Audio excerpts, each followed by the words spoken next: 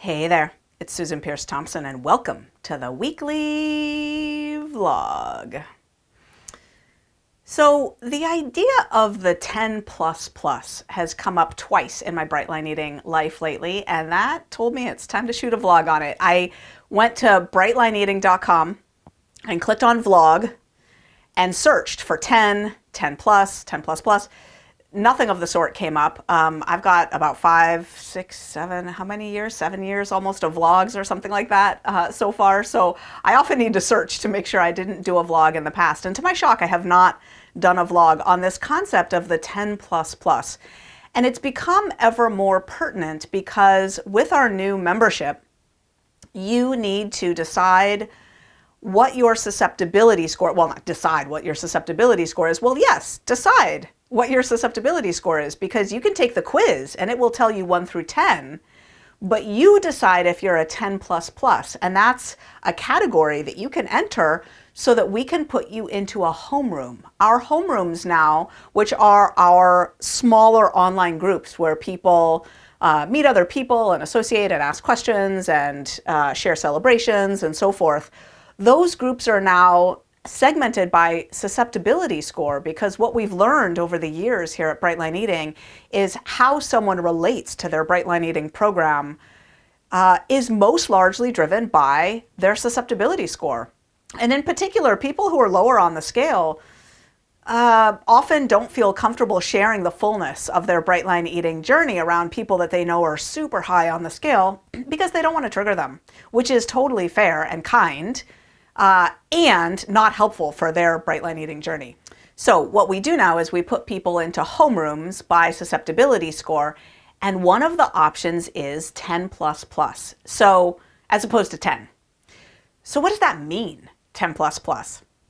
So it started off as, I don't know, a way, I guess, for me to explain how much more than a 10 I feel like. Like, you know, if I go to the quiz, and you can find the quiz at brightlineeating.com, right? You can also find it at foodfreedomquiz.com and foodaddictionquiz.com. It's the same quiz. It's the susceptibility quiz.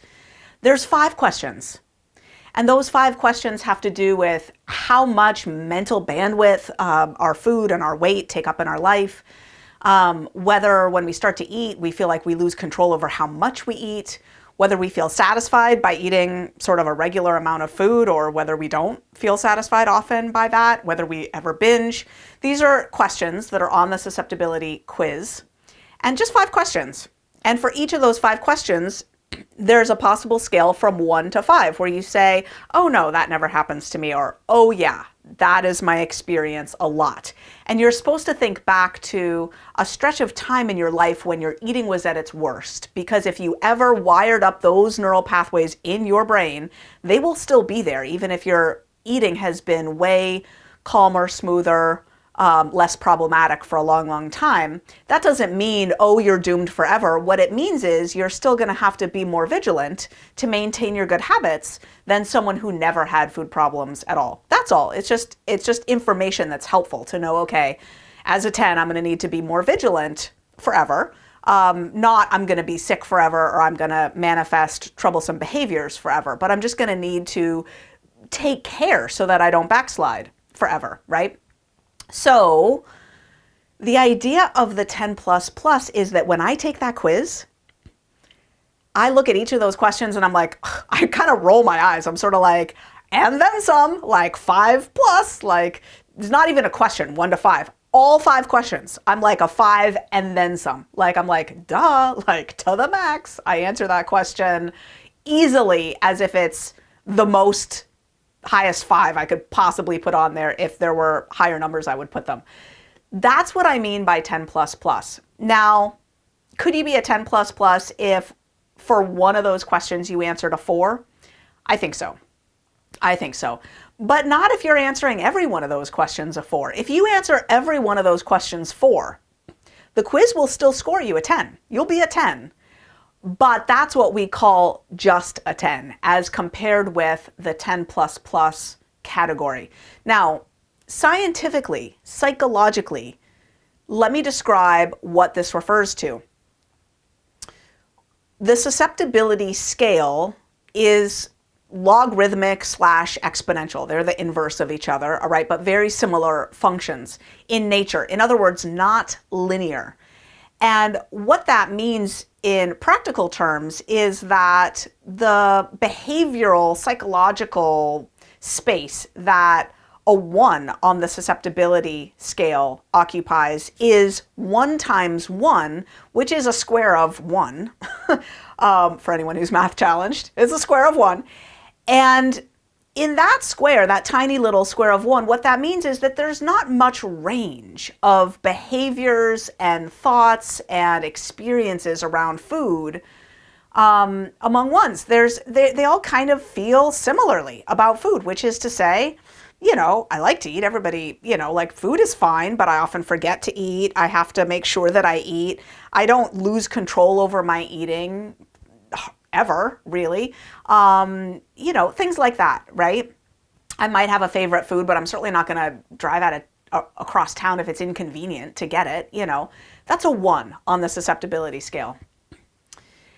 As you march up the susceptibility scale, a 5 is 5 times 5. Now we have a much bigger square of 25.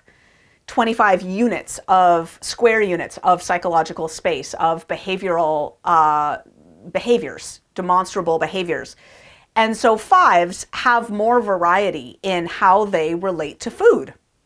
I think I have a lot of family members who are in this 5 range, and sometimes they have experiences like they have problems with nuts where, they're trying to watch their weight, or they're trying to be healthy, and they'll often grab handfuls of nuts at night and, feel like, I kind of wish I didn't do that. But they might grab 1 or 2 or 3 handfuls. They're not going to grab 40 handfuls. They're not going to eat the whole jug of nuts, right? Now you move up the scale to the 10 on the susceptibility scale. 10s occupy, you guessed it, 10 times 10 or 100 square units of behavioral and psychological space. In other words, a lot of variety between a low 10 and a high 10, or this 10 and that 10 on the susceptibility scale. Some 10s try to manage their food over the years by over-exercising and getting really into the gym, and maybe they'll do that for a few years, and then at some other time they're injecting HCG into them, and maybe they're dieting all the time, maybe they're never dieting. There's so many different ways. Maybe they're controlling their eating by throwing up their food. Maybe they're controlling their eating by going to live in an ashram in India. There's so many ways that 10s can manage their food. So many different manifestations. Some people have these range of binge foods, the salty kind, and some people like the sweet kind, and some people will stand in the kitchen and oh gosh, I used to know this woman who used to dip, she was anorexic, but she was a 10, and she would dip iceberg lettuce and button mushrooms into mustard and eat them all day long. And she would binge her brains out and barely eat 300 calories a day by eating iceberg lettuce and button mushrooms all day, dipped into mustard. So anyway, huge range of behaviors, huge range. Okay. And in bright line eating, there is a real difference between the 10 and the 10 plus plus. It's not trivial. And what I mean by that is there's an out of controlness and a way that the 10 plus plus's behavior will often escalate beyond reason. So like a binge might include going to this store and eating a bunch, and then this store and eating a bunch, and this store and eating a bunch, and another trip through the drive-thru, and just, binges that are just beyond reason. Just so much food, I once ate until my stomach lining exploded. I don't remember that. My best friend told me, oh yeah, that happened. You called me and said, my stomach lining has exploded, and I had to go. Anyway, really extreme things. So that's the experience of the 10 plus plus. And I wanted to put that into a vlog. I've put it in numerical, concrete terms, because I know many of us have a very strong controlling part that likes to manage our bright line eating journey. And so I have hereby said that if you answer 5 to all 5 questions on the susceptibility quiz, or 1 4 and 4 5s. Either of those qualifies as 10 plus plus, but feel free to feel into it yourself and see whether that fits for you. One thing you could do is if you were a 10 plus plus long ago, but your eating has been relatively smooth sailing, except for perhaps a weight problem that you're trying to address in Bright Line eating, then you might consider yourself a 10 for the purposes of homeroom allocation. Your call. Your call. So the other way that this 10 plus plus notion came up was recently I was doing the accountability call in the morning, and Paula Kulhanek, who's been a Bright Lifer for a long time, took a break for a while and now is back and working a heck of a program, typed something into the chat in our Zoom webinar in the morning where one of the questions that I ask, that one of the coaches ask when we go through the accountability roll call, we call it, we go through a series of questions. Were you bright yesterday? Do you have your food written down for today? Have you committed your food for today? Have you meditated in the last 24 hours? And then this beautiful question of, on a scale from 1 to 10, with 10 being high, how deeply supported and connected are you feeling on your Bright Line eating journey right now? It's such a great check-in. And Paula Kulhanek typed in 10 plus plus plus plus into the chat to answer that question.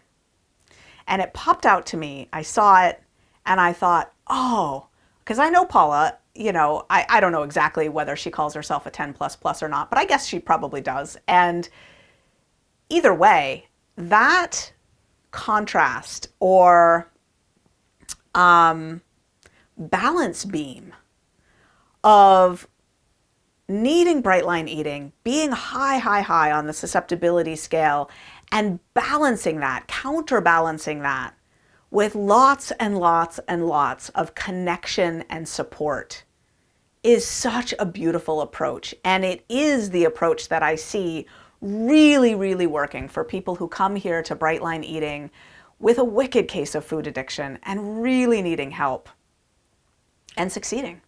Really succeeding to find peace, to find balance, to find freedom, to break out of the shackles of that excess food, the obsession with food and weight, to lose their excess weight, have their bright transformation, live in their bright body, and emerge out into the world to serve and live and be vibrant and connect with others and break free finally. So that's the other use of 10 plus plus plus plus that I saw recently that I wanted to share with you in this week's vlog as we talk about the notion of the 10 plus plus. That's the weekly vlog. I'll see you next week.